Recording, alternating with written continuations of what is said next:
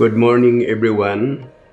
I wish to extend my warm greetings to Benguet State University on your 105th foundation anniversary. Our humble contributions during my time as BSU President from December 5 of 2011 to December 5 of 2015, we were able to accomplish at least as follows. First, the creation of specialized research and extension centers such as 1. Higher Education Regional Research Center, Cordillera Regional Apiculture Center, Agri-Based Technology Business Incubator Innovation Center, Climate Smart Agriculture Center. The Climate Smart is based in Talingoroy. I hope it's still operating by this time. And then funding for the upgrading of the Cordillera Organic Agriculture Research Center was also we were able to work out, and then this is with a budget of 20 million from the Department of Agriculture.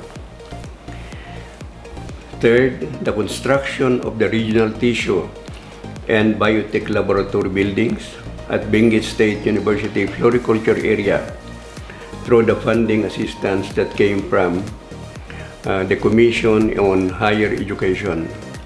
The first budget that was released for the upgrading and for research projects was 17 million.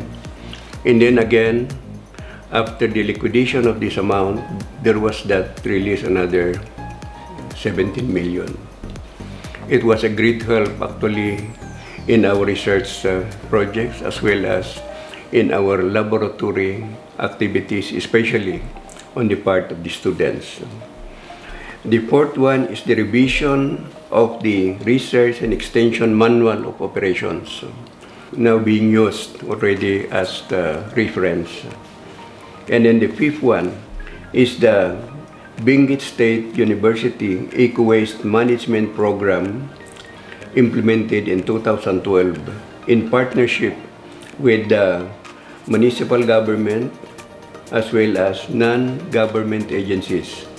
And we are able to do several activities, and this was a great help, especially on the cleanliness of the water along Balili River.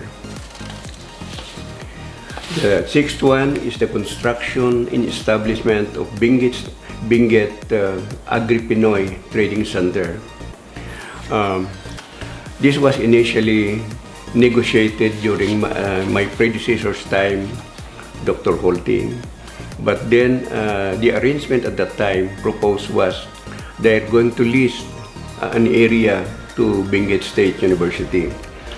So I said when I took over, I think it will be better and more effective if we'll do this in partnership or you do this in partnership with Benguet State University. So that was the one approved. So Department of Agriculture was able to provide at least 860 million budget. And while the Benguet State University have provided a 4-hectare area for the main facilities and 1.5 hectares for the loop road or access road from the National Highway to the center.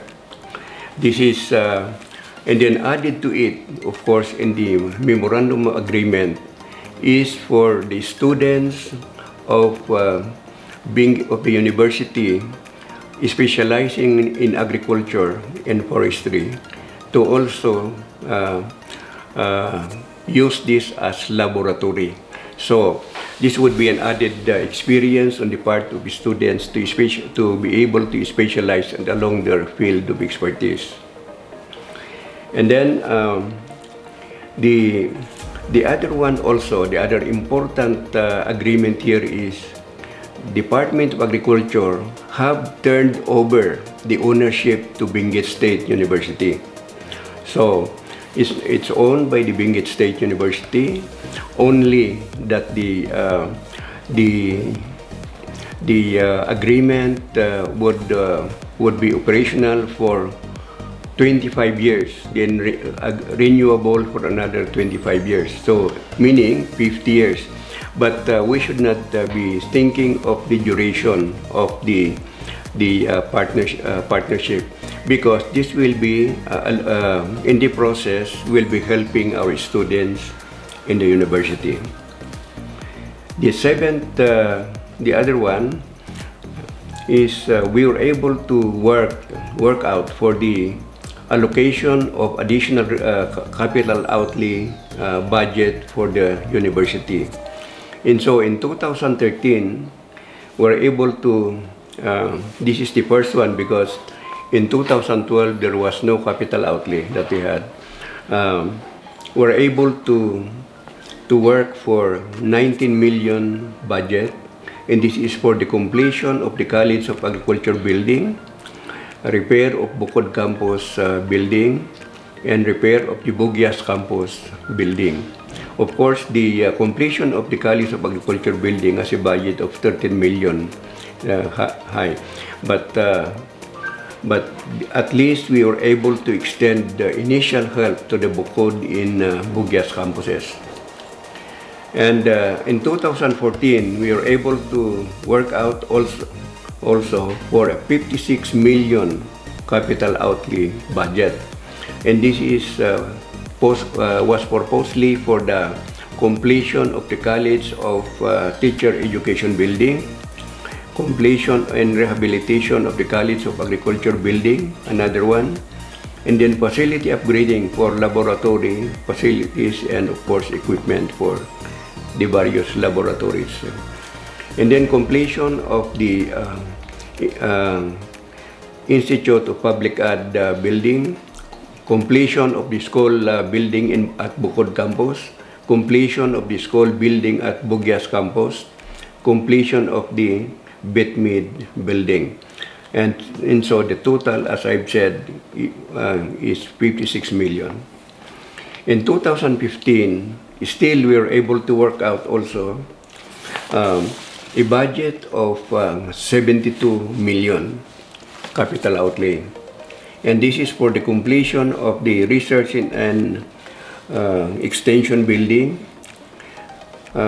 construction of the Bukod library building, construction of Bugyas multi-purpose building, and construction of the laboratory for veterinary medicine building, and construction of additional female laboratory building. And there's another one that I missed. The IHK, the Institute of Human Kinetics, has a budget also of 20 million. So, in addition, if we are to add this would mean 92 million that was worked out for 2015. This is in addition to the College of Teacher Education Function Hall enclosure, College of Teacher Education Building Phase 3, and also repair of the Research and Extension Building. In 2016, we were able to work for the budget also of 2016, still in the calendar year 2015. So we were able to lobby for 79.2 million also for 2016 before I of course retired before my retirement. And this is the final completion of the College of Agriculture Laboratory building. This is covering agronomy, horticulture, pathology, and entomology. Construction of the College of Teacher Ed Laboratory Building Phase 3, and the construction of the College of Home Economics and Technology Laboratory Building, and construction of the Animal Science Laboratory Expansion area, completion of research and development specialized laboratory, upgrading of the technical laboratory facilities of students' exposure and services. So a total of 79,272,000. So the summary of all the infrastructure budget would total to about 247 million for during my term. So here I would, but of course in here, one of the most important thing that, or a legacy that I could consider during my term is the full integration of the Bukod and Bogias campuses. So BSU, Benguet State University now has 3 campuses. And then we were able to work hard also for the increase of the university operational budget, of course, from 250 to about more than 450. But in 2016, doubled it to be 500 million operational budget. And then during my time also as president, the income of the university was increased from just merely 70 million went up to about 300 million. I hope that this increase they were able to maintain it. That would be a great help to the university, because the university would be operating in a 800 million budget. I am very grateful for the strong and full support of the Executive Secretary Attorney Arnold Lampacan. It so happened that he was also an accountant, so he had helped me a lot, including of course the Vice Presidents, Dr. Estrel Daclan, Dr. Perseveranda Lobrica, Dr. Luciana Villanueva, Dr. Jones Feliciano, and other officials of Benguet State University, as well as, of course, faculty and students. We were all together, work hard for the university, and of course my family, my inspiration during my 4-year term, which made the accomplishment possible.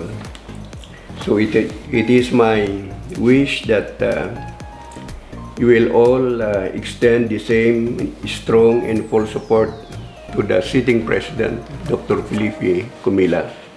So at least the BSU could attend the vision, mission, as well as goals and objectives that you have planned to pursue. So again, thank you and good day to everyone.